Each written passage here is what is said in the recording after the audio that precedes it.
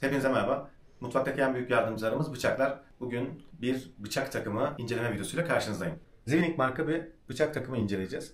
Artık Zwilling mi deniyor, Zwilling mi deniyor bilmiyorum ama ben Zwilling'i tercih ediyorum. Genel hatlarıyla bir bahsedeyim. Önce bunun standından bahsedelim. Daha sonra bıçakları tek tek zaten inceleyeceğiz. Kesimler yapacağız. Şuraya bir yaklaşabilir misin? Buranın iç tarafında bileme durum var. En çok hoşuma giden özelliği bu oldu. Yani bıçağı bilemenize gerek yok. Yuvasına yerleştirdiğimiz zaman ve yuvasından çektiğimiz zaman burada bileme gerçekleşiyor. Ya, o sesin çıkmasını istemiyorsanız daha yukarıdan bıraktığınız zaman ses gelmiyor. Evet. Yani bileme sesi gelmiyor ama sürtünerek alırsanız veya sürtünerek koyarsanız her seferinde bileme gerçekleşecek. Hızlıca isimlerinden bahsedip daha sonra zaten tek tek inceleyeceğiz. Şef bıçağı, doğrama bıçağı, ekmek bıçağı, soyma bıçağı, çok amaçlı bıçak, çok amaçlı makas. İlk etapta şef bıçağımızla başlayalım. Şimdi şef bıçağı, neden şef bıçağı diyorlar? Önce ondan bahsetmeden önce şöyle yaklaşırsan eğer kalınlığından bahsedelim. Gel göster şöyle kalınlığı bu şekilde. Geniş yüzü var. Şöyle. Daha farklı modelleri de var. Buraların metal olduğu modeller de var. Koyuyorsunuz ve gayet büyük. Denize oturuyor. Evet, şef bıçağı genelde doğrama, dilimleme, küp doğrama, ezme ve taşıma olarak kullanılabilir. Yani taşımadan kastı geniş bir yüzeye sahip olduğu için kestiğiniz küçük mesela sarımsağı kestiniz. Sarımsağı hemen bunun üzerinde taşıyabilirsiniz. Veya bastırma olarak da geniş yüzey olduğundan dolayı kullanabilirsiniz. Şef bıçağıyla dediğim gibi bütün özellikleri bir arada taşıyor. Yani tek başına bununla bile bütün işinizi, mutfaktaki işinizi görebilirsiniz. Ama tabii takım halinde olduğu zaman hepsinin ayrı ayrı özelliği var. Sadece bu markanın değil, bütün markalarda ya da marka olarak yani takım olarak almasanız bile bütün markalarda gene şef bıçağı, dilimleme bıçağı, soyma bıçağı hepsi var. Şimdi birinci bıçağımız bu şekilde. İkinci bıçağımız dilimleme bıçağı. Dilimleme bıçağı da gene aynı işlemleri yapıyor. Doğrama, dilimleme, parçalama. Ama bunun özelliği daha ince, daha hassas işler yapıyoruz. Yani bu birazcık daha sanki kaba iş gibi düşünün. Mesela bir balığı filet haline getireceksek dilimleme bıçağını tercih ettiğimiz zaman daha verim aldığımız söyleniyor. Veya bir et pişirdiniz. Et lokantalarında hani sunum için kullanıyorlar ya. Orada mesela tabii daha uzun olanları da var bunun. Dilimlemede daha rahat, daha ince, istediğimiz boyutta. Tabii bu aşçının da ya da doğrayan kişinin de, mutfakta olan kişinin de yeteneğine bağlı. Daha ince, daha profesyonel, daha hassas işlerde bunu kullanıyoruz. Tabii ki diğer işlerin hepsi bunun için geçerli. Dilimlemede mantığımız bu. Ekmek bıçağı, şöyle ucunu göstereyim size.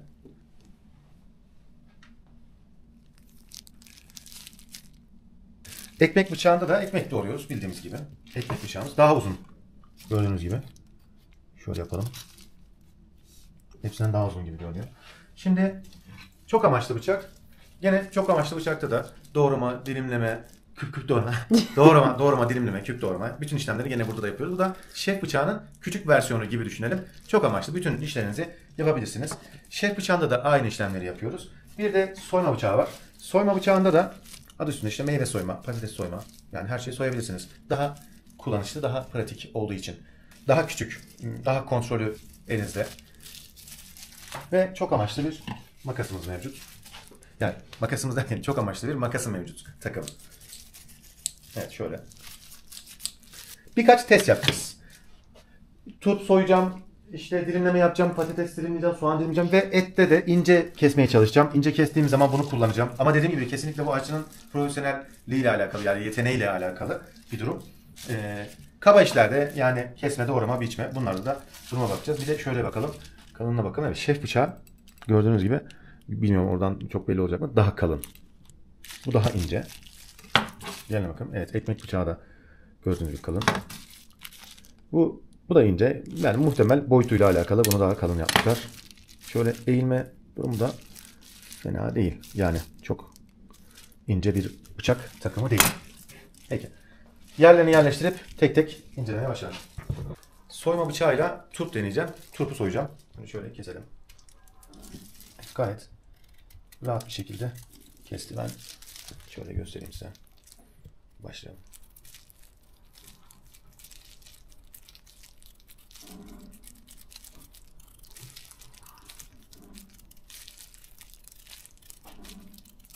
Ve çok zorlanmadan kesebiliyorsunuz.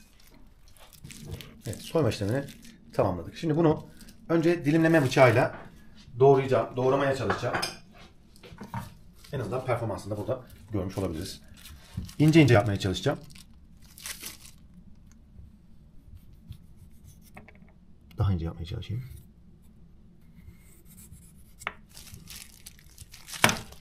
Evet, şöyle göstereyim size. Peki, daha ince, daha da ince yapmaya çalışayım. Şöyle biraz yaklaşayım.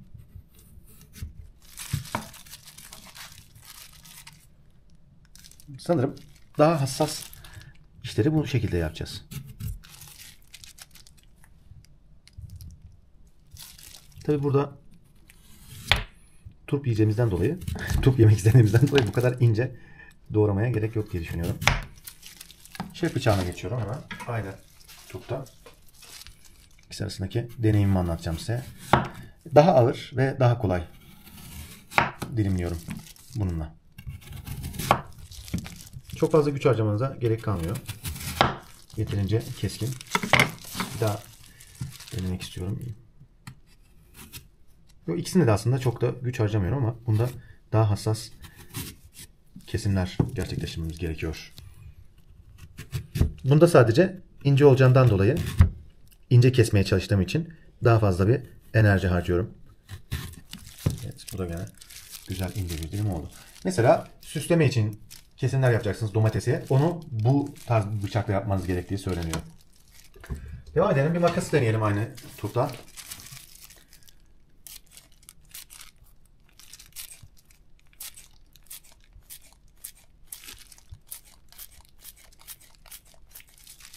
Evet, gayet da güzel kesiyor. Keskin. Daha sonra ette de deneyeceğim. Eti de keseceğim. Bakayım. Evet, sistem bu. Peki. Aynı şeyi çok amaçlı bıçakla da deneyelim. Aynı top üzerinde çok amaçlı bıçakla.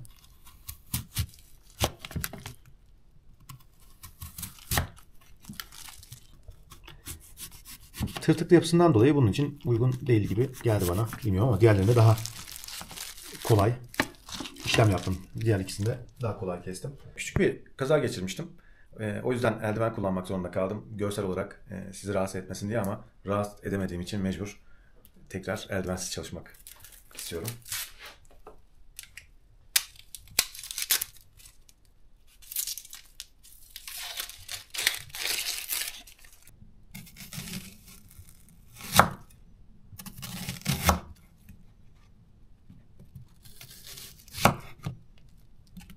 Şimdi şöyle bir tanesini hemen deneyelim.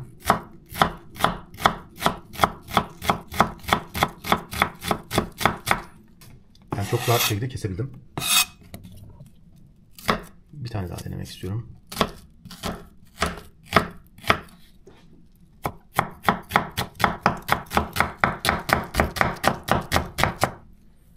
Çok güç harcamadan yapabiliyorum. Bir de bunu hangi bıçakta deneyeyim? Doğrama bıçağında deniyorum.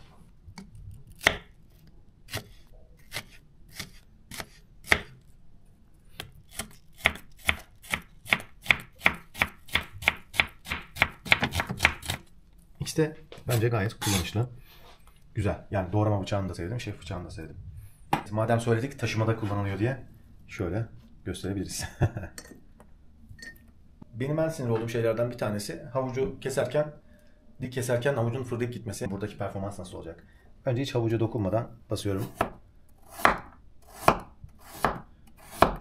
Gördüğünüz gibi hareket yok dışarıya doğru. Peki bunu bir de şunu da yapalım. Daha ince bir dilim. İnce ince keseyim bakayım ne olacak.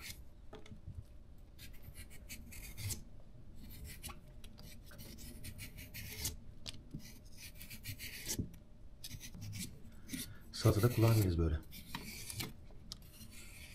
Daha kalın gitti. Bununla ince doğramaya bakayım. Normal doğramasına bakalım bunu.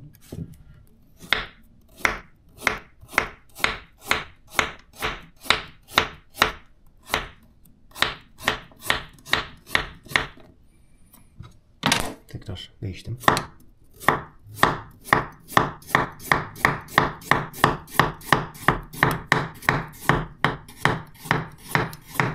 Bazen boşa atıyoruz. O da bizim ustalığımızla alakalı. O kadar ustayız çünkü. Evet. Bence bunda da gayet başarılı. Ekmeğe geçiyoruz. Kınımdan çektim bıçağımı. Evet bakalım.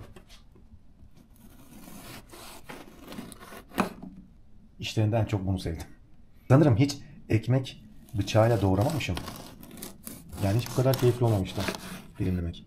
Daha ince. Nereden alayım? Bakalım. Biraz bakalım. Aşağı doğru baskı uygulamıyorum. Sadece ileri geri manevralarla, hareketlerle kendisi devam ediyor. Ve kendi zaten ufak bir ağırlığı olacak. Kestim. En kolay ekmekti sanırım. Yani bunun da sebeplerinden bir tanesi dediğim gibi daha önce ekmek kesme bıçağı kullanmamışım. Ben farklı bıçaklarla kesmişim. O yüzden ekmek kesme bıçakları yani takım içerisinde olması gereken bıçaklardanmış. Bunu biraz geç öğrendim. Çok ince bir dilim kesmeye çalışacağız. Bu diyet uygulayanlar için. Diyet ekmek kesiyorum şu an.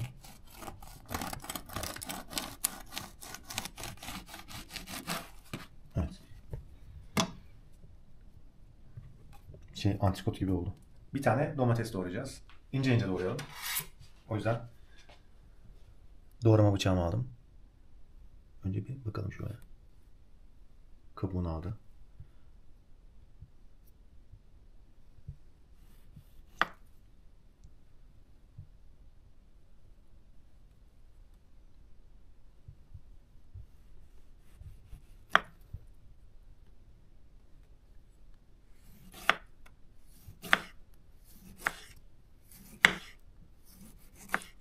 Bir de şef bıçağıyla devam edeyim.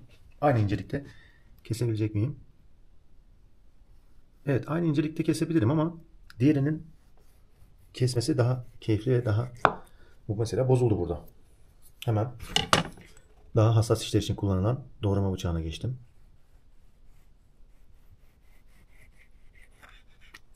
Evet. Bu da birazcık bozuldu ama tamamlayabildim.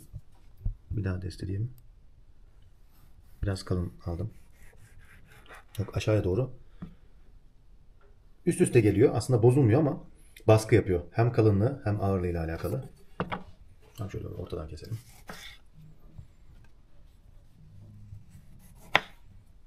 Burada şef bıçağında söğüş yapacaksınız mesela. Hızlı hızlı. Küp küp. Gayet başarılı olabilir. Son testimize geçiyoruz. Bir parça et var. Önce doğrama yani önce şef bıçağıyla yapacağım. Sonra ince doğrama bıçağıyla şöyle filoto almaya çalışacağım. Bakayım bir. Buradaki deneyimim nasıl olacak? Şöyle bir kesip alayım.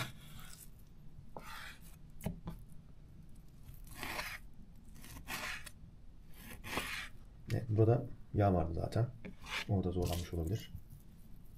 Zorlanmaz. Evet, şurada mesela bir yağ parçası var. Onu şununla keserim. Bakayım ben.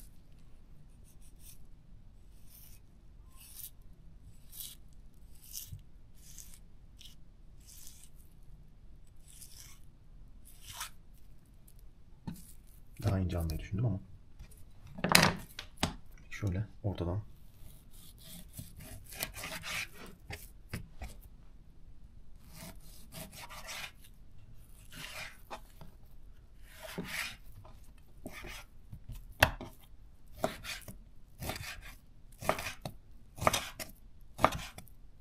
Kuşbaşı için iyi. Yani daha fazla bastırırsanız tek seferde hepsini alırsınız. Şuna bakacağım. Aynısına şurada bakayım ben. Burada gerçekten daha küçük küçük parçaları şöyle ayırabileceğini hissettim. Birden keser kesmez. Kuşbaşıyı da kuşbaşı olarak kuşbaşıyı kuşbaşı olarak parçaladım. Tantuni kıvamında. Şöyle.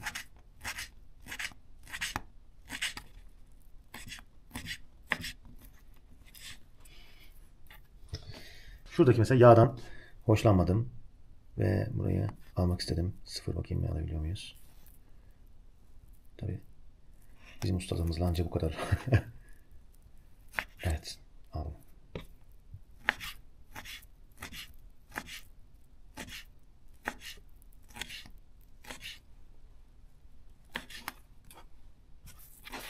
Bence gayet başarılıydı. Şimdi bir ince dilim almaya çalışacağım. Evet, şimdi şöyle flüt almaya çalışacağım. Gayet güzel geliyordu ama orada bir yeri bozdum sanırım.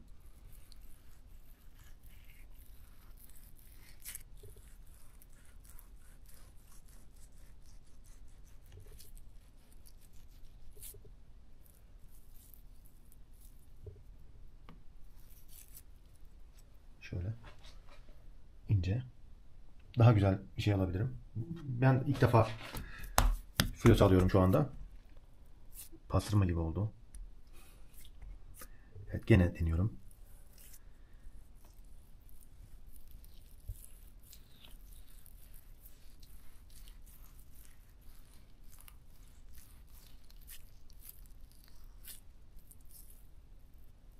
Ve ve başarısız bir atlayış. Evet, şöyle. O zaman birazcık daha kalın. Tamam, şimdi ilerleyebilirim.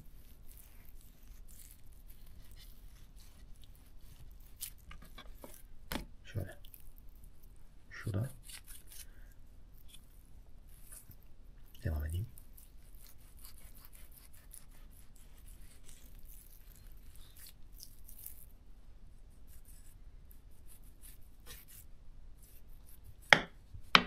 Evet. Ben de ilk defa böyle bir incelikte flöte aldım. Tabii yani bir antrikot eti değil. Normal bu kıyma yaptıkları et. Şuradaki yağ parçasını alayım.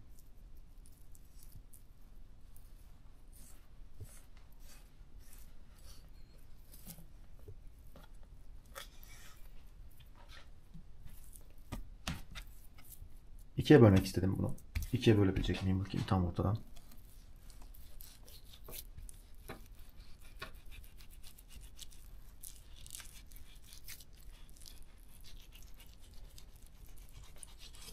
Biraz daha çalışırsam sanırım daha başarılı kesimler yapabilirim. Şöyle iki parça. Gayet başarılı bir kesim oldu diye düşünüyorum. Daha da iyi olabilir mi? Daha da iyi olabilir tabii. Başarılı derken kendim başardığım için başarılı diyor. Yani yoksa genel evrensel bir başarıdan bahsetmedim.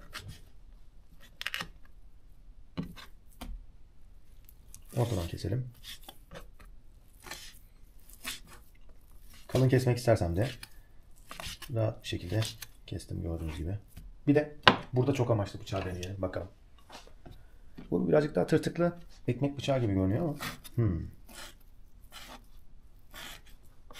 Evet, bu da çok keskin ve tek seferde şöyle bakın kendime doğru çektim ve kesti. Bir tane daha yapıyorum. Hiç bastırmadan çekiyorum geriye doğru ve kesiyor.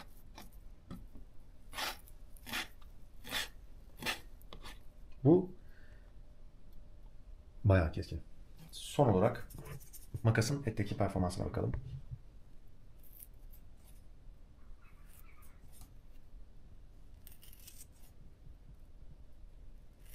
Yani kuşbaşı etleri bıçakla uğraşmaya gerek kalmadan makasınızla kuşbaşı doğrayabilirsiniz.